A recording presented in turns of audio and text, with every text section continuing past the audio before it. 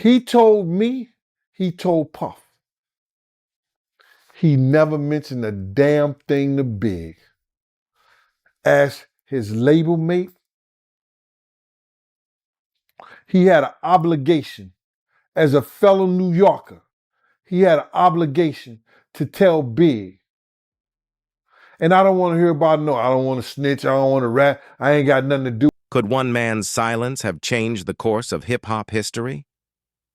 That's the razor-edge question cutting through the latest wave of revelations about the night Christopher Wallace, the Notorious B.I.G, was taken far too soon. Former Bad Boy Security Chief Gene Deal has thrown a grenade into the calm facade of nostalgia, accusing Harlem rapper Mase of keeping his mouth shut when speaking up might have saved Biggie's life. It's a claim that doesn't just bruise reputations, it reshapes the emotional map of one of music's most haunting nights. In Deal's telling, Biggie's fate wasn't sealed only by an unknown shooter in a black Impala, but also by the choices, loyalties, and perhaps ambitions of the people closest to him. Because Mase want to laugh and lie about the situation,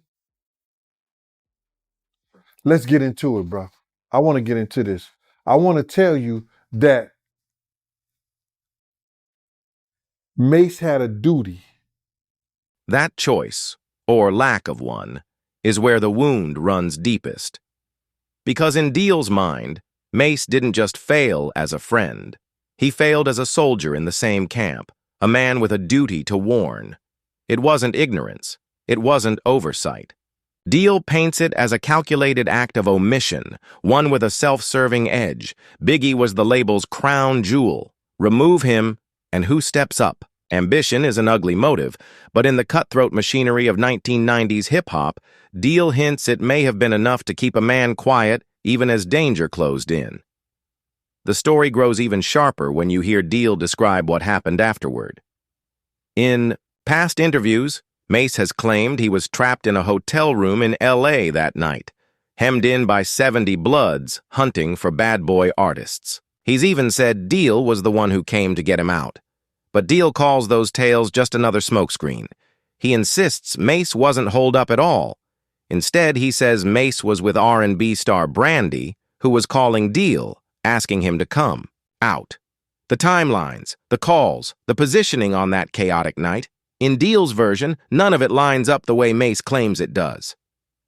Here go Ms. Wallace. Gene Deal. Hey, Ms. Wallace, Gene Deal. Oh, hi, Gene. How are you? All right, man, you know I ain't seen you since I came to your house and had that conversation with you. How you been? You all right? I've been okay. I've been watching you on Facebook. And then there's the disrespect as Deal sees it, the laughing on podcasts about how Biggie's security handled the chaos, the light tone about a night that remains raw for those who stood within earshot of the gunfire. For Deal, that laughter isn't harmless banter. It's the sound of someone rewriting history to suit himself. He swears he told Biggie directly before the Vibe party, "One of y'all's going to be gone tonight if you go." That warning, he says, was ignored by some, but at least it was spoken. Mase, in contrast, supposedly said nothing to Biggie at all, and Deal doesn't let that go unpunished in his retelling. He drives home the idea that this silence wasn't just the absence of words, it was the absence of loyalty. I knew that somebody was going to die that night. Somebody was going to get shot. The motive Deal suggests hangs over the whole account, like thick smoke. If the world's greatest rapper, the #1 artist on Bad Boy, suddenly wasn't there, the path would be clear for the next in line. Was that what Mase wanted? Deal certainly frames it that way, even twisting the knife by pointing out that the prize Mase might have coveted didn't even land in his lap. Instead, Diddy claimed the #1 slot for himself. It's a mix of tragedy and futility that would fit right into a Shakespearean plot, if it weren't carved out of real headlines and real loss. And there's one detail that's too eerie to ignore. Industry whispers say that Biggie's shadow never really left Mase. recurring nightmares, visions in sleep, the voice of the man whose last hours he lived through, but according to Deal, failed to protect. These aren't campfire ghost stories. They're described as the kind of dreams that shake a man awake in the dark, leaving him unable to shake the thought that he's being watched, or worse, judged. It's the kind of legend that feeds itself. The kind of thing that makes you wonder whether guilt can reach across decades, pulling at the edges of your peace until you break. Because in the end, Deal's words pull us toward a darker question. The issue isn't just whether Mase knew something that night. It's why he stayed silent, and what else he might be holding back even now. Because, when last time I saw him, his eyes were still open. He was just looking up, just looking like. And if the silences and omissions weren't enough, the whispers grow darker when we look at who else might have been in the shadows with him. We know the LAPD's corruption scandals in the late 90s weren't just side notes, they were deep rot in the heart of the system. Gang units, high-profile cases, even the security orbiting hip-hop's biggest names were touched by it.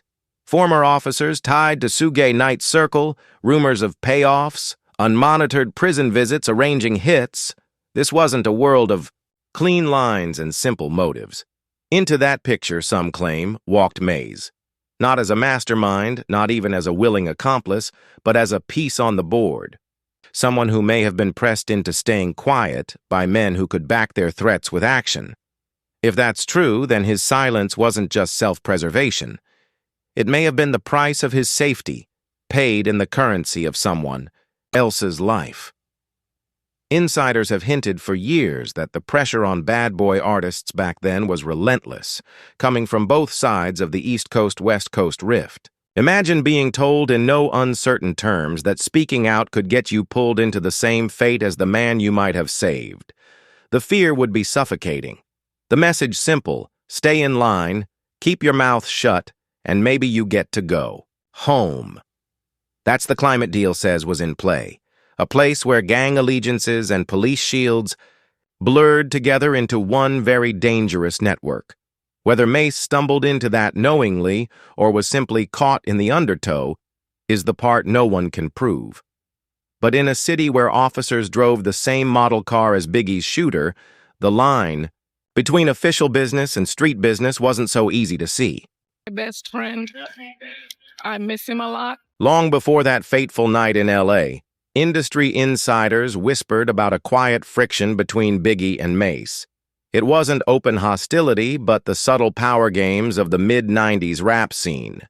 Biggie's reputation as the East Coast's lyrical crown jewel was secure, but his personal taste and vision sometimes clashed with the label's strategic moves.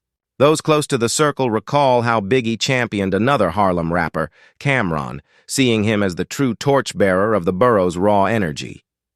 And it wasn't an opinion Biggie kept entirely to himself.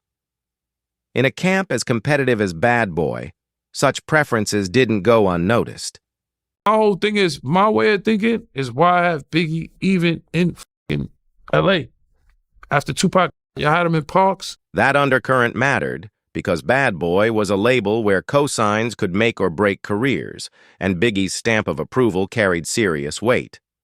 For Mase, the perception that Biggie favored Cam'ron was more than just a professional slight. It was a shadow over his own rise. In an era where every verse and every guest spot was an audition for the next big move, the feeling that the boss's chosen one had picked someone else could turn camaraderie into quiet calculation, and when that someone else wasn't even. In the room, the tension had nowhere to go but inward. The irony was that Mase and Biggie still worked together, still shared tracks, still smiled in photographs. But beneath the surface lingered the question of who truly deserved the role of Harlem's flagship. Biggie's endorsement of Cam'ron was the kind of thing that could weigh heavily on Mase's mind during every studio session, every radio freestyle, every chance to prove himself. We have to remember that hip-hop in that moment wasn't just about chart positions. It was about narrative dominance, about being the one name everyone in your city spoke first. Losing that spotlight, even hypothetically, could feel like losing the war. because she was, I think, understanding clearly what had happened. And I think she was starting to see that other people were responsible than who she previously had believed. This dynamic adds a psychological edge to Gene Deal's accusations. If Mase already felt overshadowed, the notion that Biggie's position could suddenly become vacant might have landed differently for him than for others in the camp. Was his silence on the night of the shooting influenced by a raw, unspoken desire to finally step into a space that Biggie's presence had kept closed? It's a question that turns a matter of security into a matter of ambition.